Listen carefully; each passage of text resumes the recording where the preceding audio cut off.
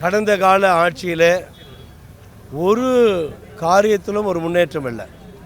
ஓப்பனாக சொல்ல போனால் ஏதோ குறை சொல்கிறோன்ட்டு இல்லை, சில நல்லதும் பண்ணியிருக்கிறாங்க. ஒரு சில நல்லது, அதாவது டைடல் பார்க், அப்புறம் லைப்ரரி, இதெல்லாம் நல்லது தான். ஆனால் மக்களுக்காக எத்தனையோ குறைகள் மக்களுக்கு இருந்ததை நாங்கள் பார்த்தோம். சரியான பாதாள சாக்கடை திட்டத்தை சரியாக முடிக்கலை. ரொம்ப மோசமான சூழ்நிலையை என்னுடைய பிரச்சார நேரத்தில் பார்த்தேன். அது மாத்திரமல்ல, சாலைகள் எல்லாம் ரொம்ப கேவலமான ஒரு சூழ்நிலையில் இருந்தது.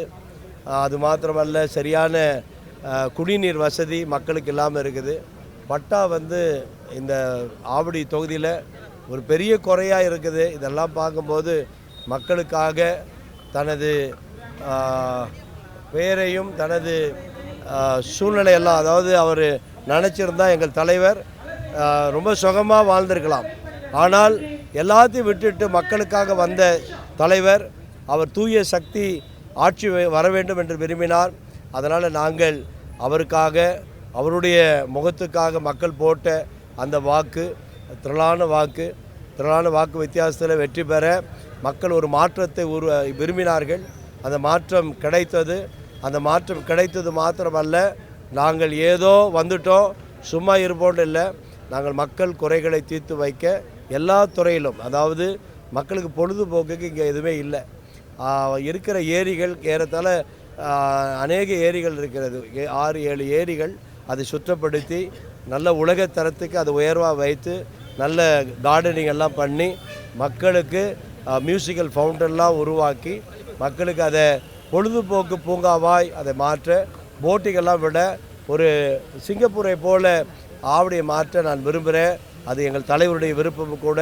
ஆக அது மாத்திரமல்ல, நல்ல வாலிபர்களுக்கு இளைஞர்களுக்கு வேலை வாய்ப்பு உருவாக்கி கொடுக்க, வேலை வாய்ப்புக்காக நிறைய எக்ஸிபிஷனை போல நிறைய மக்களை உற்சாகப்படுத்தி, நேற்று கூட நான் ஒரு எக்ஸிபிஷனில் கலந்து கொண்டேன். அவருடைய கேட்டுக்கொண்டதுனால நிறைய நிர்வாகங்கள், ஏறத்தாழ 800க்கு மேற்பட்டவர்கள் மக்கள் அதில் ரிஜிஸ்டர் பண்ணியிருந்தாங்க. 210 பேருக்கு நேற்று வேலைக்காக அந்த ஆர்டர் கொடுக்கப்பட்டிருக்கிறது. இந்த வேலை வாய்ப்பெல்லாம் நம்ம நிறைய பெருக ஆவடியில் ஒரு பெரிய மாற்றத்தை நாம் காண முடியும். நல்ல சீரான சிறப்பான சாலைகள் அமைத்து கொடுக்கப்படும். இன்னும் சொல்ல போனால் கார்டனிங் எல்லாம் ரொம்ப தரமான கார்டனிங். சில மைதானங்கள் இருக்கிறது, அந்த மைதானங்கள் எல்லாம் பராமரிப்பு அற்று போய் காணப்படுகிறது. அந்த மைதானத்தை இளைஞருக்கும் சிறு பிள்ளைகளுக்கும் அது விளையாட்டு மைதானமாய் நல்ல டர்ஃப் சிஸ்டம் போல் இன்னும் மேன்மையான tennis, throwball, cricket stadium, football stadium என்று எல்லாத்தையும் உருவாக்கி இந்த மக்கள் இதுவரையிலும் கண்டிராத ஒரு பெரிய முன்னேற்றத்தை காண எங்கள் அன்பு தளபதி விரும்புகிறார். அது நிச்சயமாக இந்த ஆவடியில் எல்லா தொகுதியை விட ஆவடி தொகுதியில் ஒரு பெரிய மாற்றம் வரும். மற்ற தொகுதியிலிருந்து ஆவடியை ஒரு சுற்றுலா ஸ்தலமாய் கண்டு கழிக்க, மற்றவர்களும் ஆவடியை தேடி வர ஒரு பெரிய வளர்ச்சியை ஆவடியில் நாங்கள் எதிர்பார்க்கிறோம். Okay sir. போன ஆட்சியில் சரியான பஸ் போக்குவரத்து வசதி ஆவடி பகுதியில் இல்லைன்றாங்க. ஸோ இந்த முறை எப்படி சார் மாற்றி அமைக்க?